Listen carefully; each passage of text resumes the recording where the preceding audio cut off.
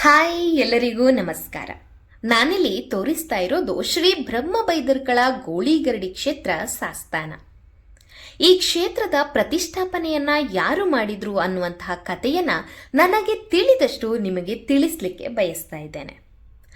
ಗಣಗಳ ಅಧಿಪತಿ ಪಂಜುರ್ಲಿ ದೇವರು ಅಂತ ಹೇಳಿದ್ರೆ ತಪ್ಪಾಗ್ಲಿಕ್ಕಿಲ್ಲ. ಧರೆಯನ್ನ ಉಳಿಸಲು ಧರ್ಮವನ್ನ ಸ್ಥಾಪಿಸ್ಲಿಕ್ಕೆ ಬಂದ ದೇವ್ರು.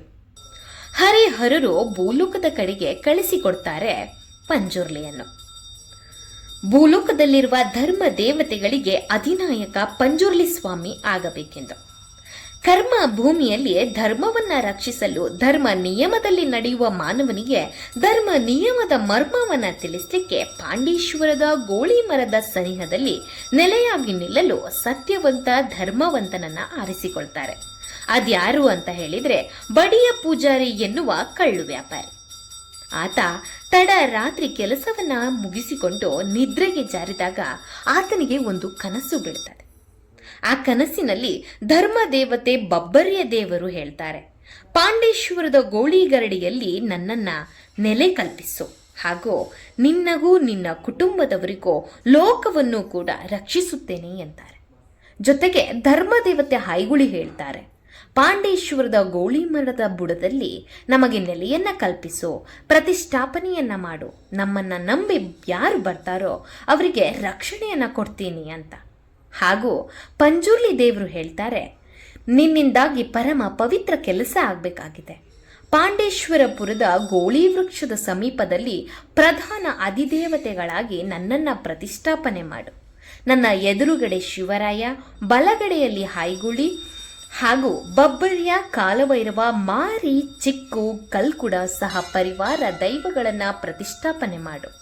ಇಷ್ಟ ಸೇವೆ ಯಾವುದು ಅಂತ ಹೇಳಿದ್ರೆ ಬೆಳಕಿನ ಸೇವೆ, ಕೋಲ, ನೇಮ ಇತ್ಯಾದಿಗಳು.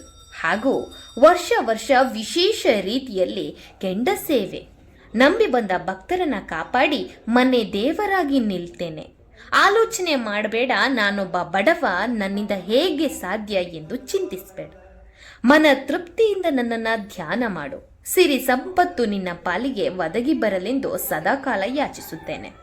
ಹಾಗೆ ಕನಸು ಎಂದು ನಿರ್ಲಕ್ಷಿಸಲೂ ಬೇಡ.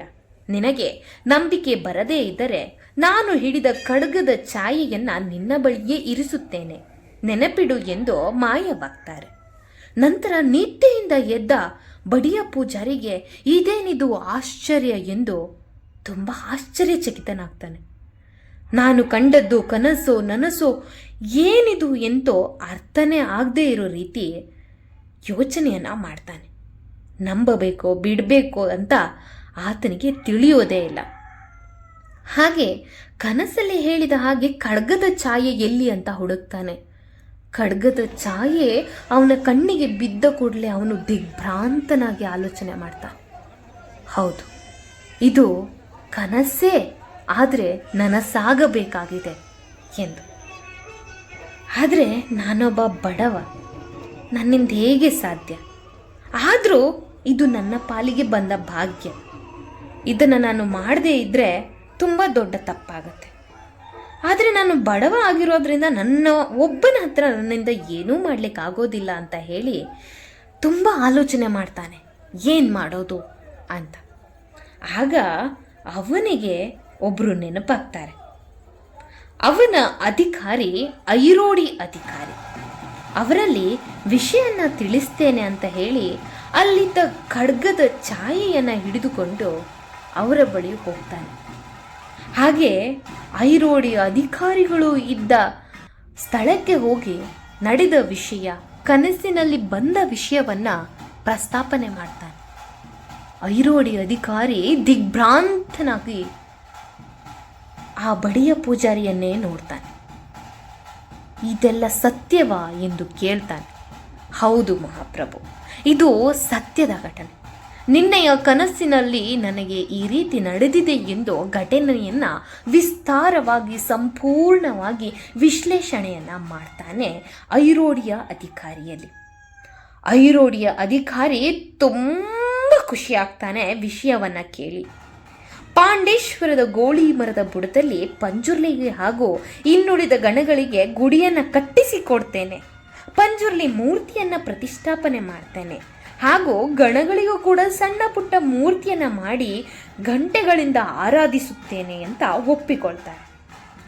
ಹಾಗೆ ದೇವರ ಪೂಜೆಯನ್ನು ಯಾರು ಮಾಡಬೇಕು, ದೇವರನ್ನ ಪೂಜೆ ಯಾರು ಮಾಡಬೇಕು ಅಂತ ಆಲೋಚನೆಗೀಡಾಗ್ತಾರೆ ಬಡಿಯ ಪೂಜಾರಿ ಹಾಗೂ ಐರೋಡಿ ಅಧಿಕಾರಿ. ಹಾಗೆ ಯೋಚಿಸ್ತಾ ಬೇರೆ ಯಾರೋ ಯಾಕೆ ಮಾಡಬೇಕು ಬಡಿಯ, ನೀನೇ ಇದ್ದೀಯಲ್ಲ, ನೀನೇ ದೇವರ ಪೂಜೆಯನ್ನು ಶುದ್ಧವಾಗಿ ನಿಷ್ಠೆಯಿಂದ ಭಕ್ತಿಯಿಂದ ಶ್ರದ್ಧೆಯಿಂದ ಪೂಜೆಯನ್ನು ಮಾಡು ಎಂದು ದೇವರ ಪೂಜೆಯನ್ನು ಐರೋಡಿ ಅಧಿಕಾರಿಗಳು ಬಡಿಯ ಪೂಜಾರಿಗೆ ವಹಿಸ್ತಾರೆ.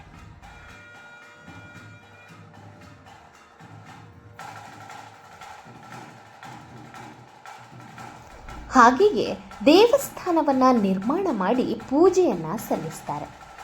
ಐರೋಡಿಯ ಅರಸ ತೇಜವರ್ಮ ಹಾಗೂ ಬಡಿಯ ಪೂಜಾರಿಯಿಂದ ನಿರ್ಮಾಣವಾದ ಕ್ಷೇತ್ರವೇ ಶ್ರೀ ಕ್ಷೇತ್ರ ಗೋಳಿಗರಡಿ. ಇಂದಿಗೂ ಹಲವಾರು ಭಕ್ತರು ತಮ್ಮ ಕಷ್ಟ ನಿವಾರಣೆಗಳನ್ನು ಮಾಡಿಕೊಳ್ಳುವ ಪುಣ್ಯಕ್ಷೇತ್ರ. ಧರ್ಮ ರಕ್ಷಣೆಗಾಗಿ ಸದಾ ಧರ್ಮವನ್ನು ಕಾಪಾಡುವ ಧರ್ಮಕ್ಷೇತ್ರ. ಇಂದಿಗೂ ಹಲವಾರು ಸೇವೆಗಳು ಇಲ್ಲಿ ನಡೆಯುತ್ತದೆ. ಹಲವಾರು ಭಕ್ತ ವೃಂದದ ಮನೆ ದೇವರಾಗಿ ನೆಲೆಸಿದ್ದಾರೆ ಇಲ್ಲಿನ ದೇವರು. ಇಲ್ಲಿ ಹಾಗೆಯೇ ಹಲವಾರು ದುಷ್ಟರನ್ನ ಸಂಹರಿಸಿದ ಹಾಗೂ ಮಾಟ ಮಂತ್ರಾದಿಗಳು ಸನಿಹವೂ ಸುಳಿಯದಂತೆ ರಕ್ಷಿಸುವ ರಕ್ಷಕನಾಗಿ ಇಂದಿಗೂ ಭಕ್ತರ ಕೈ ಬಿಡದೆ ಕಾಪಾಡುವ ದೇವನಾಗಿ ನೆಲೆಸಿದ್ದಾನೆ ಪಂಜುರ್ಲಿ ಹಾಗೂ ಸಹ ಪರಿವಾರ ದೈವಗಳು.